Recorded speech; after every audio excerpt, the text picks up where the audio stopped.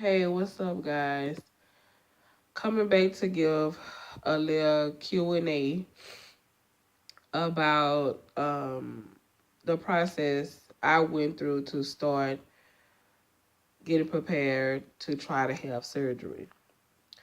Well, the first question I was asked, like, what's the procedure and what I had to do and um, how I go about using my insurance. Okay, well, first off, you have to have your PCP, which is a primary care physician. And you had to been going to that physician for a while and have some health factors in order to be considered for the surgery, unless you're paying out of pocket. But this is insurance related right now. And you have to have some health factors like high blood pressure, diabetes, um, high cholesterol, sleep apnea. It's like you have to have a two or three out of the several factors that they consider it's possible for you to have the surgery. Okay. Then once your PCP say, okay, well, you are a candidate, let's just start the process going. Okay, so once you start that process, with your PCP, then you have to get documentation, what you have been doing for like the last 6 months, and that mean um, what type of things you have been doing to lose weight, like as far as medication, um, nutrition plan, diet, exercise, all of the above. They want to know if the insurance is going to pay for it. They want to know everything. Okay. Then once you get that documentation, then you have to start the process with some progress notes showing that you have been on a diet for the last 6 months or trying to lose weight for the last 6 months, what you have been doing for the last 6 months, and so on. And then after that, then you have to find your doctor that's going to accept your insurance, because you're only going through so much when you're going through your insurance. But if you paying, excuse me, I got a little cold. If you paying out of pocket, I don't know pretty much how that procedure go because I'm going through my insurance. And then you have to find the doctor um, that's going to take that particular insurance that you have, because not all doctors take, excuse me, the same insurance. Um, like my doctor is in Covington, and he only takes United Healthcare. And along with that, you have to call, set up an appointment because you have to discuss, like, why you want the surgery. And you also have to have a psyche eval with a whole tons of blood work. You have to have chest x-rays. You have to have EKGs. All this have to be done before um, the surgery and during the process of you trying to get qualified for the surgery. I have been on this journey for like over a year, and now I'm finally at this point where I have got accepted to have the surgery because it's something I always have wanted to do since I felt like it was just hard to lose the weight between life, work, and now that I'm in school. So I felt that I needed like a jump start.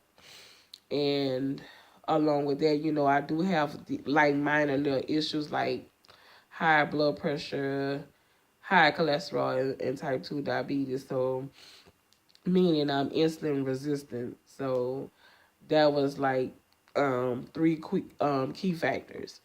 Um, It's not that simple, but then it's simple. If you understand what I mean. Um,